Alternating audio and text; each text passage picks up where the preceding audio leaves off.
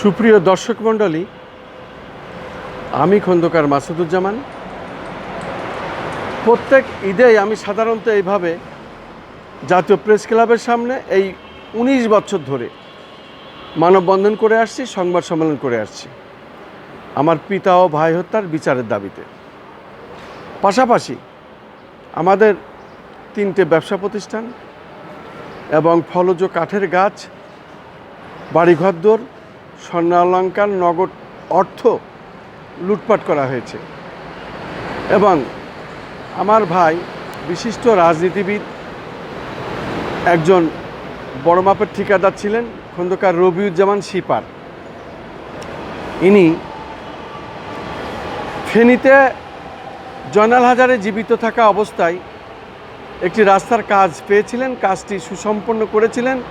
কাজ সুসম্পন্ন হওয়ার সাথে সাথে এই জয়নাল হাজারি, এই মাফিয়া, সে তার লোকজন বাহিনী দিয়ে অস্ত্রের মুখে তাকে তুলে নিয়ে যায়, অপহরণ করে জনতা ব্যাংকের ম্যানেজারকে ধরে নিয়ে আসে, তুলে নিয়ে আসে এবং সমস্ত চেকে টাকা লিখে নেয়, সই করে নেয়। এই হলো আওয়ামী লীগ সরকারের আমলের যে মাফিয়া, তাদের কথা আমি বলছি। আর জয়নাল হাজারি তখন যা বলতো তাই আইনে পরিণত হতো, কারণ তার প্রতিবাদ করার মতো লোক বাংলাদেশে আর ছিল না। আমি এমনই একটি পরিবারের সন্তান যে বাবা হারা, মা হারা এবং ভাই হারা। আজ ১৭ বছর বাড়িঘরদোর ছাড়া। আমি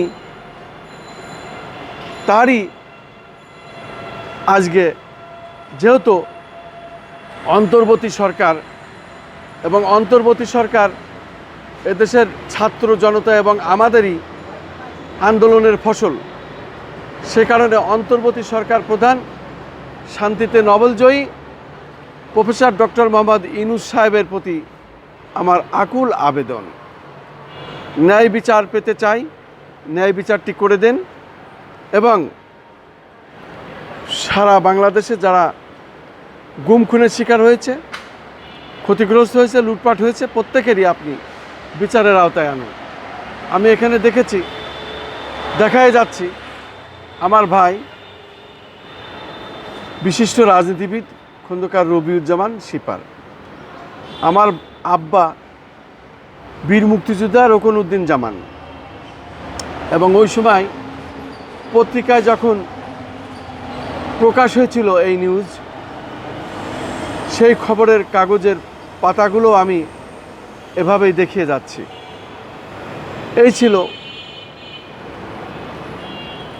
ওই সময় খবরে প্রকাশ, এবং খবরে প্রকাশ হলেও খুনিরা ধরাছোঁয়ার বাইরে। যেহেতু স্বৈরাচারী খুনি হাসিনার আমলে খুনি ছিল আসল একটা নিয়মে পরিণত, ওই সময় কোনো বিচার হতো না। বিচারের বাণী তখন নীরবে নিবৃত্তে কাঁদত। আমরা তখন থেকে এই প্রতিবাদ করে এসেছি, কিন্তু এর বিচার আমরা আজও পাইনি। আমরা এখন অন্তর্বর্তী সরকার এবং শান্তিতে নোবেলজয়ী প্রফেসর ডক্টর মোহাম্মদ ইউনূস মহোদয়, আপনার প্রতি আমার আবেদন, দেখুন আমার পিতা ও ভাই, তাদের ছবি এবং তাদের এই হত্যার ন্যায় বিচারের প্রত্যাশায় আমি আজও জাতীয় প্রেস ক্লাবের সামনে এসেছি, ব্যানারটা নিয়েছি, মানববন্ধন, সংবাদ সম্মেলন করে যাচ্ছি। আজকে পবিত্র ঈদুল ফিতরের পরের দিন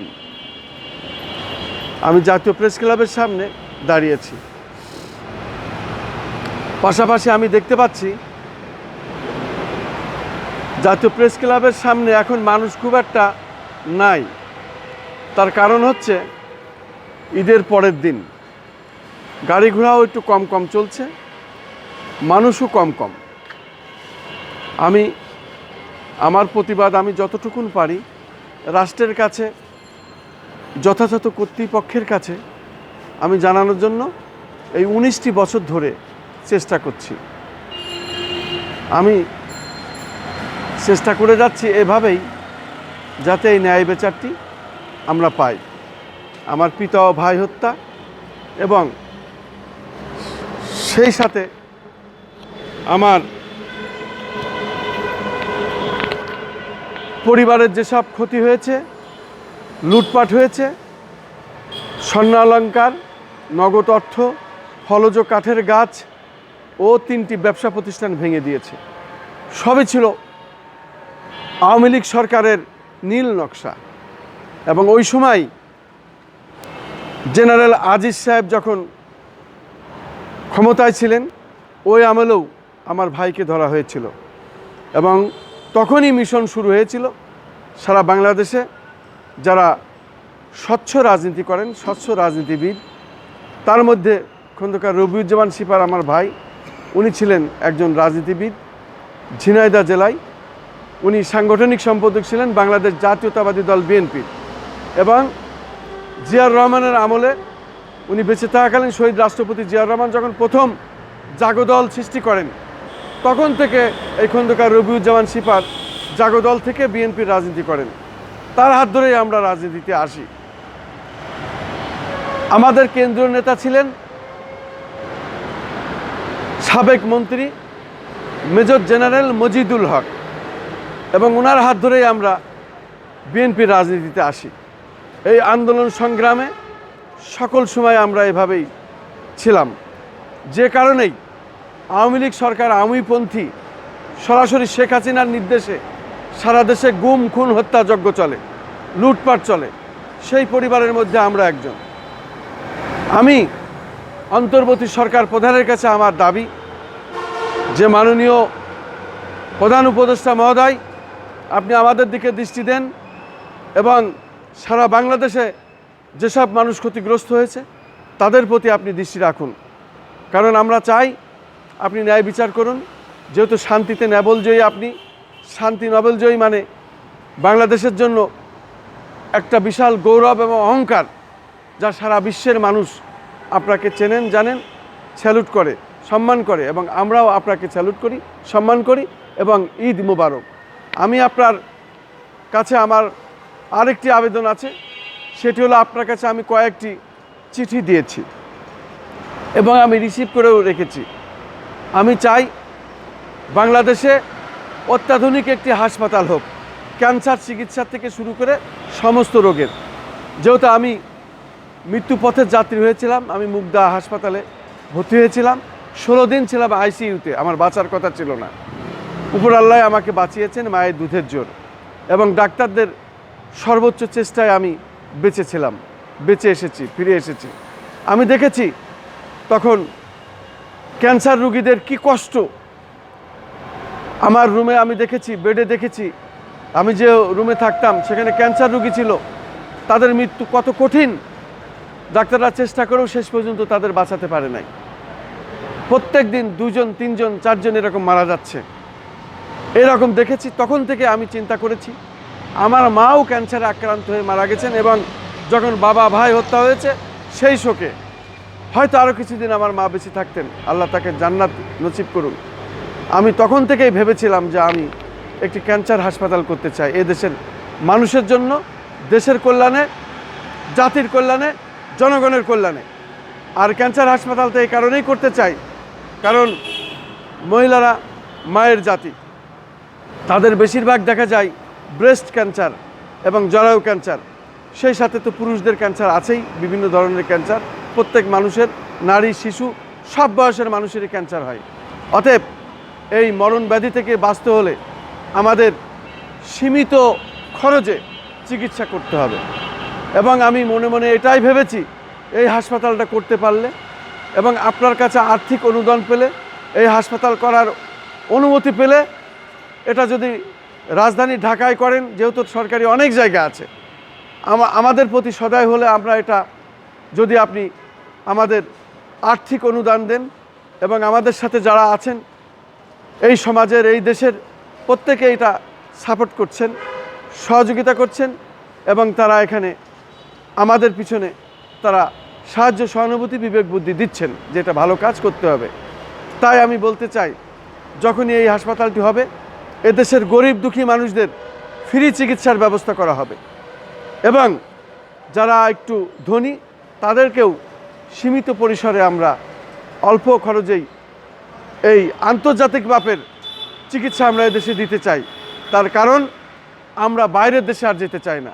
বাইরের দেশের মানুষেরাই তখন এই দেশের এই বড় হাসপাতাল, আধুনিক হাসপাতাল হলে সেখানে চিকিৎসার জন্য আসবে।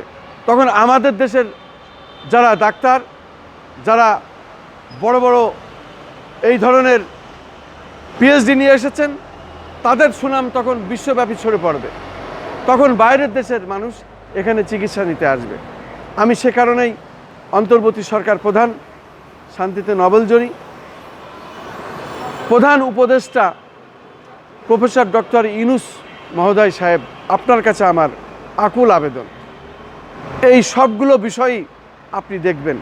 যেহেতু এই আন্দোলন সংগ্রামে জুলাই আগস্টে যা হয়েছিল, সেই আন্দোলন সংগ্রামে প্রত্যেকটির সাথে আমরা আমাদের পরিবার সকলেই অংশগ্রহণ করেছিলাম। যেহেতু আমি পেশায় সাংবাদিক, 11টি ইউটিউব চ্যানেল, 2টা অনলাইন পোর্টাল, পেশাগত দায়িত্বের কারণেই আরও থাকতে হয়েছিল, সেখানে আহত হয়েছিলাম এবং টিয়ার সেল নিক্ষেপ করা হয়েছিল, রাবার বুলেট আমার শরীরে লেগেছিল, ইট পাটকেল তো আছেই, সেই সাথে কাঁদানি গ্যাস, চোখের জ্যোতি নষ্ট হয়েছে, চোখের পাওয়ার কমেছে। আমি অজ্ঞান হয়ে গিয়েছিলাম এই বাংলাদেশ সচিবালয়ের পাশে প্রেস ক্লাবের কর্নারে, তখন মিছিলের ছবি তুলছিলাম। তারপরও মানুষজন ধরে আমাকে তারা সুস্থ করে, পরবর্তীতে আমি আবার সুস্থ হয়ে কাজে চলে আসি। কাজের বাইরে আমরা ছিলাম না। অতএব এই আন্দোলন, এই সংগ্রামের ফসল আপনি, আমরাই আপনাকে ক্ষমতায় এনেছি, ক্ষমতায় বসিয়েছি। সে কারণেই আপনাকেই আমরা বলবো, আপনারই দায়িত্ব এদেশের প্রত্যেকটি মানুষের আপদ বিপদ, তাদের সমস্যা সমাধান করা, এটা আপনারই কাজ। আর এই দেশে আপনি ছাড়া আর দ্বিতীয় ব্যক্তি অন্তর্বর্তী সরকার আমলে আর কেউ নাই। অতএব আপনাকে এই দায়িত্ব নিতে হবে। আমি খন্দকার মাসুদুজ্জামান আজ এখানেই শেষ করতে চাচ্ছি। আসসালামু আলাইকুম। ঈদ মুবারক, ঈদ মুবারক, ঈদ মুবারক। বিশ্বের সকল মুসলিম শান্তি পাক, শান্তিতে থাকুক, সমস্ত মানুষ শান্তিতে থাক, শান্তি হোক সারা বিশ্বময়। সেই সাথে ফিলিস্তিনিদের জন্য আমি বিশেষভাবে আহ্বান জানাচ্ছি জাতিসংঘের প্রতি, এই ফিলিস্তিনিকে স্বাধীনতা ঘোষণা করুন। এবং আমাদের দেশের অন্তর্বর্তী সরকার মহোদয় professor doctor Mohammad Yunus sir, আপনাকেও আমি বলি, ফিলিস্তিনি নিয়ে আপনি একটু ভাবুন, ফিলিস্তিনিদের স্বাধীনতা ঘোষণা করার ব্যবস্থা করুন। যেহেতু সারা বিশ্ব আপনার চেনে এবং আপনার কথা শুনবে, আমি আপনার প্রতি এই আহ্বান জানিয়ে জাতীয় প্রেস ক্লাবের সামনে আজকে এই ঈদুল ফিতরের দ্বিতীয় দিন আমি শেষ করছি। ঈদ মুবারক। আসসালামু আলাইকুম।